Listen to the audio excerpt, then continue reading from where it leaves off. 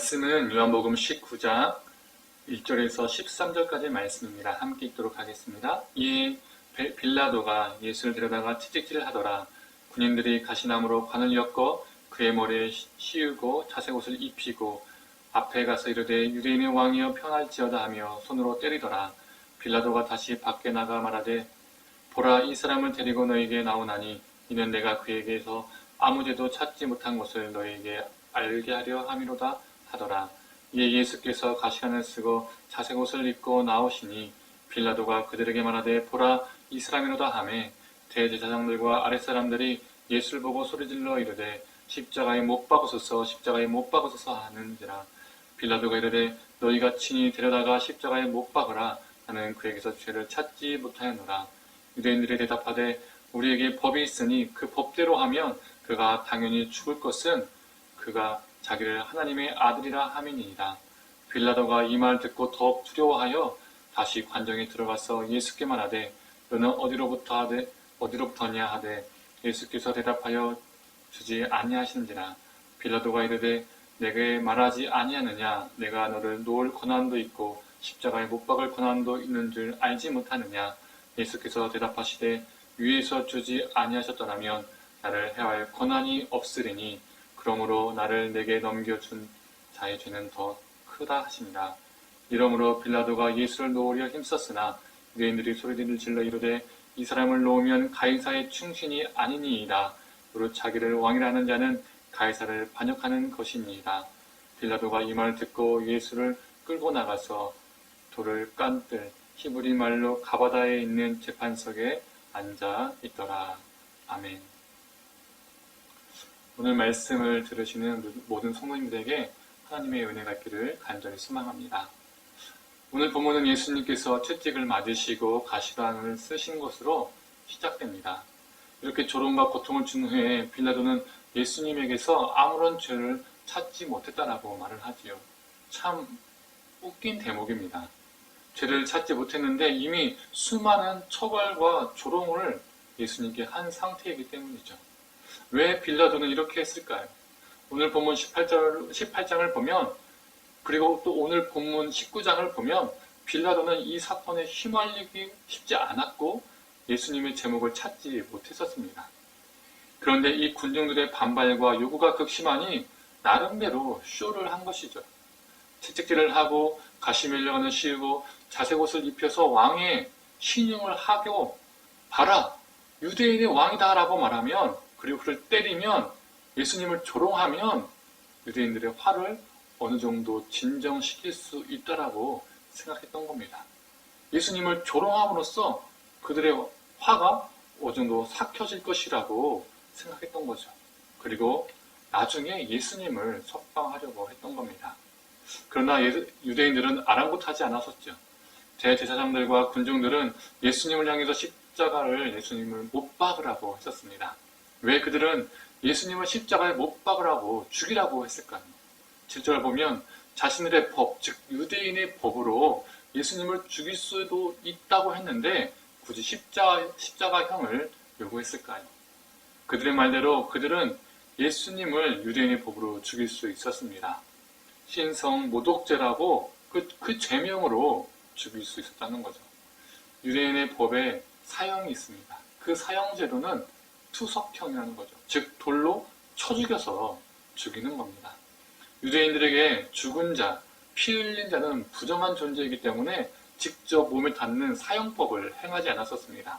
돌로 던져서 쳐 죽일 경우에는 거리를 두고 죽일 수 있기 때문에 피나 그리고 그 죽은 몸이 자신에게 접촉이 되지 않았기 때문이죠. 이런 투석형이 유대인들의 법에 있었음에도 불구하고 왜 그들은 로마 십자가형을 요구했을까요? 그 이유는 신명기 21장 23절을 보면 알 수가 있습니다. 제가 읽어드리도록 하겠습니다. 그 시체를 나무 위에 밤새도록 두지 말고 그날에 장사하여 내 하나님 여호와께서 내게 기업으로 주시는 땅을 더럽히지 말라. 나무에 달린 자는 하나님께 저주를 받았음이니라. 유대인들에게 나무에 달려 죽는다는 것은 하나님께 저주를 받았다는 의미와도 같았습니다. 그 당시에 예수님을 따랐던, 즉 예수님의 추종자들도 꽤 많이 있었지요. 그런데 만약 투석형으로 죽일 경우 이 추종자들에 의해서 소동이 일어날 수도 있습니다. 왜 그렇죠?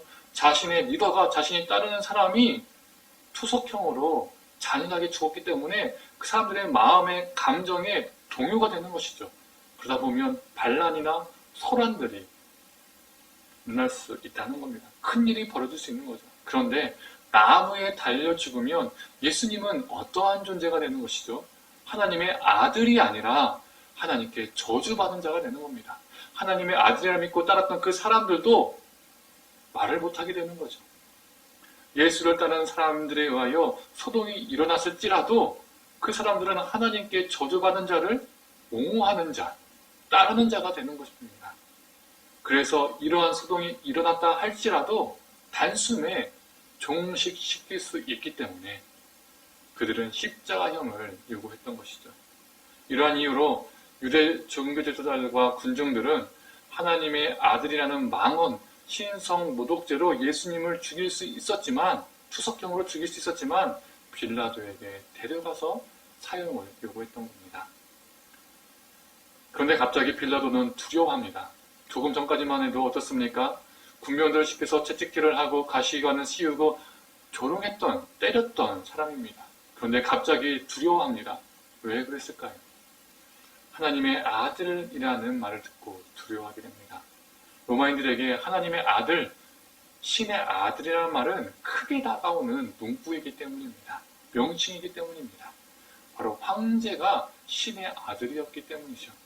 그래서 빌라도는 혹시 내 앞에 있는 이 예수라는 사람이 하나님의 아들이면 어떡하지라는 두려움이 생긴 겁니다. 또한 마태복음에 따르면 빌라도의 아내도 꿈에 현몽을 받아서 예수님을 해치지 말 것을 신신당부했었죠. 빌라도는 찝찝하고 두려웠던 겁니다. 그 두려움 때문에 9절에서 12절을 보면 빌라도는 예수님을 풀어주려고 나름 노력하는 모습이 나옵니다. 그러나 유대인들의 광적인 요구는 사그라들지 않았었죠. 그리고 이렇게 말합니다. 이 사람을 놓으면 당신은 가이사의 충신이 아닙니다. 무릇 자기를 왕이라는 자는 가이사를 반역하는 겁니다. 라고 말을 합니다. 그 당시 로마 제국 밑에 있던 나라들의 왕은 그 스스로 뽑을 수가 없었습니다.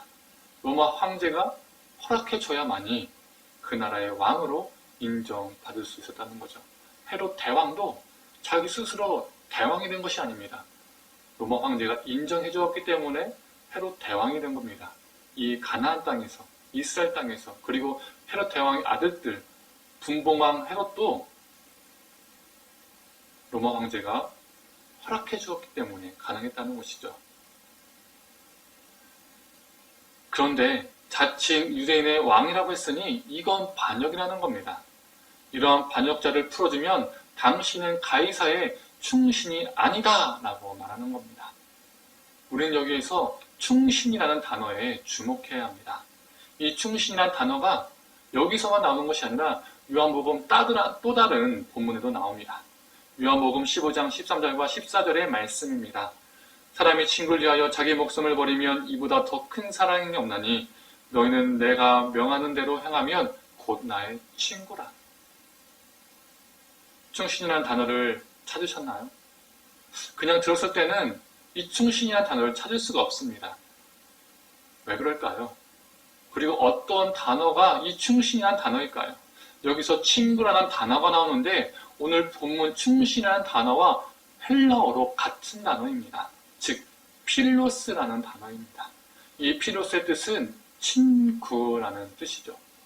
우리가 보는 이 한글 성경은 가이사의 필로스를 가이사의 충신이라고 번역했는데 헬라어 성경에는 말 그대로 조금 전에 언급했던 것처럼 가이사의 필로스, 즉 가이사의 친구로 기록되어 있습니다.